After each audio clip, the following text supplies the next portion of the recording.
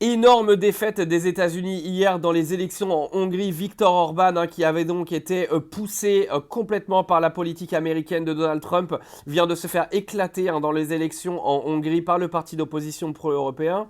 Donc avant de continuer sur la guerre entre l'Iran et les États-Unis, il faut savoir que J.D. Vance et Donald Trump ont tout fait pour faire réélire Orban en Hongrie et ils se sont mangés un mur. Et c'est fini pour Orban en Hongrie. C'est un énorme échec pour les Américains qui se servaient justement de Viktor Orban et de la Hongrie pour faire passer un petit peu tout leur délire raciste en Europe. C'est également un énorme échec pour l'extrême droite en Europe qui explique à tout le monde qu'elle est en train de grandir, qu'elle va envahir tous les pays. C'est absolument pas vrai et on le voit aujourd'hui avec les élections en Hongrie. Mais préparez-vous en France également car Édouard Philippe est sur la voie de la présidence. Clairement, les médias sont en train de le mettre bien en avant comme il faut. Il aurait récupéré 6 points au premier tour dans les sondages, donc il arriverait deuxième derrière Jordan Bardella, mais gagnerait quoi qu'il arrive au deuxième tour face à Bardella ou Le Pen. Donc préparez-vous à un après-Macron avec un ancien Premier ministre d'Emmanuel Macron, donc ce serait clairement une continuité de la politique de Macron qui arriverait en France. Et donc encore une fois un énorme échec pour l'extrême droite.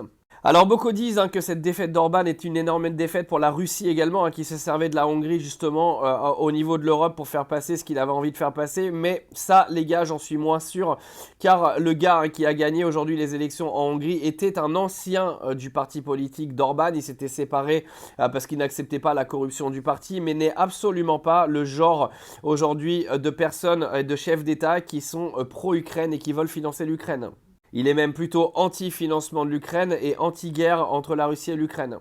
Donc il ne prendra pas le parti d'aller financer normalement Volodymyr Zelensky. Donc quand on vient me dire que c'est un échec pour la Russie, les gars, j'en suis pas si sûr. Concernant la guerre Iran-États-Unis, donc c'est aujourd'hui, donc normalement que les États-Unis vont commencer leur blocage dans le détroit d'Ormuz. Donc c'est là qu'on va voir ce qui va vraiment se passer. Pour ceux qui n'ont pas compris, en gros, les Américains vont bloquer l'intégralité des bateaux qui sortiraient du détroit d'Ormuz en ayant payé un péage. Vous savez que l'Iran avait mis un péage pour tous les bateaux qui passaient le détroit pour se rendre soit en Europe ou n'importe où dans le monde. Les Américains vont stopper tous les bateaux qui ont payé des péages. Donc en gros, les États-Unis veulent bloquer 25% du passage pétrolier mondial. Alors comment ça va se finir cette affaire? On attend d'avoir la réponse des Chinois parce que c'est surtout ça qui nous intéresse le plus. Mais il n'y a pas que la Chine, il y a également l'Inde qui est ultra dépendant de ce pétrole qui sort du détroit d'Ormuz. Donald Trump clairement joue une de ses dernières cartes. Il vient expliquer que peu importe si les Iraniens vont aux négociations ou pas, de toute manière il s'en fout, il a gagné. Et quand t'es schizo, tu penses que t'as toujours gagné alors que t'as rien gagné du tout.